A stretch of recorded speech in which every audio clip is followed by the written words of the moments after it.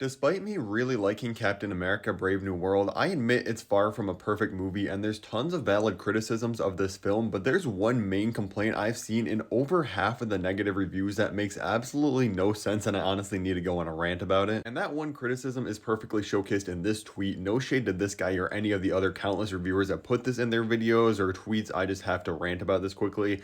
As you can see, he says Captain America Brave New World hoodwinks the audience into thinking it's a Sam Wilson movie when in reality it's a sequel to The Incredible Hulk. Like, I'm sure you guys have seen it too in different tweets that have been going viral every day and different reviews. It seems like everybody that doesn't like the movie is complaining about this as a major point. I have to debunk it, but I'm going to talk about a secret character that's revealed in Brave New World, so if you don't want to know that, if you haven't seen the movie, click off now. Obviously, the biggest character everybody's talking about when they say this is a sequel to The Incredible Hulk is Samuel Stearns, who was in the original Incredible Hulk movie. He is back now as like the main villain of this movie as the leader. And of course, we have Thaddeus Ross and his daughter Betty Ross in this movie, who of course were both in the first Incredible Hulk movie, but I do not understand why this is a huge complaint for this film. I have two major complaints about this criticism of the film. The first one is that people are acting like you can't enjoy Captain America Brave New World if you haven't seen The Incredible Hulk or if you haven't watched it in a very long time. Like, that is simply not true. I'm sorry. They explain all these characters and everything you need to know about them perfectly in the film. Like, in one sentence of exposition, the movie clearly explains the entire dynamic between Ross and Samuel Stearns and what's been happening in the entire time since we've seen him in The Incredible Hulk. It's not like he just popped up randomly out of nowhere. They have a good reason that he wasn't anywhere before this. Yeah, Thaddeus Ross is a dad that wants to reconnect with his daughter. It's not like if you didn't see Betty Ross in The Incredible Hulk, you're going to be watching Brave New World and be like, what on earth is happening between these two characters? It's a dad and daughter. Everybody can figure it out. The second, and I think better reason that this criticism makes absolutely no sense is that we are over 40 projects into a massive cinematic universe where the majority of people have A, already seen all the films,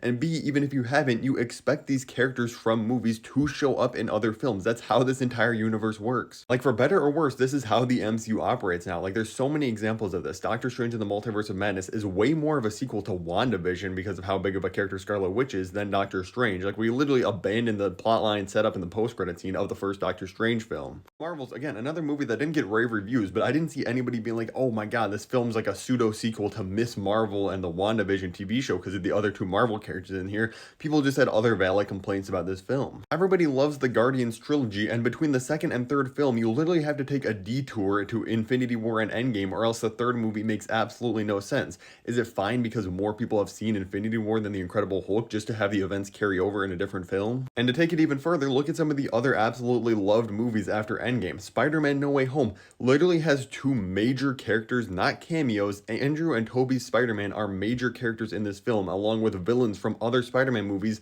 that aren't even from this Marvel Cinematic Universe, and nobody was complaining, oh my god, it's a sequel to the Raimi Spider-Man and the Amazing Spider-Man. Same thing for Deadpool and Wolverine. We have characters from like multiple different Fox and different Marvel universes that aren't even around anymore, and nobody was complaining that, oh my god, it's a pseudo sequel to Blade or something. Like I said, I like the cameo movies too, but I honestly feel like how Brave New World does it is more natural for how a cinematic universe functions. Characters just exist in this universe. They can show up in any project and have new interactions with new characters. Like I said, if you hate the movie or have a bunch of other criticisms, that's fine. I did too. You can tap above and watch my review here, but let me know if you agree with me that this is an insane point to criticize the movie on, or if you're on the other side of it. I'd love to hear your argument either way.